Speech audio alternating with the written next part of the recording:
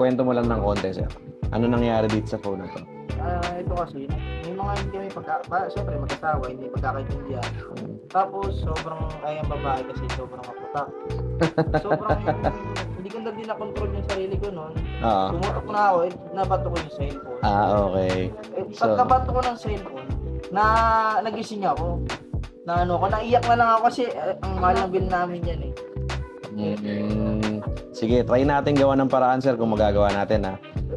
Medyo humihiwalay na yung frame din nito doon sa glass. Nagawa ko ng paraan niya.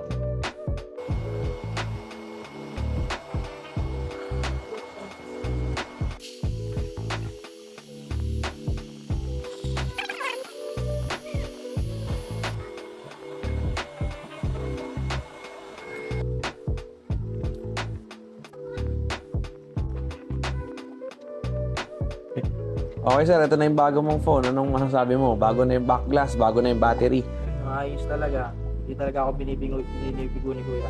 Kasi nagpaayos din kami sa inyo muna, di ba? Issue, yung Hindi na talaga binabalik-balikan na. screen. Pero Salamat, ha. pero okay talaga. Hanggang ngayon, no? Ganda yung screen. Tapos yung smooth. Maraming salamat sa tiwala, sir, ha. Ano? Okay. Ayun, Maraming salamat, sir. God bless. Salamat. Salamat.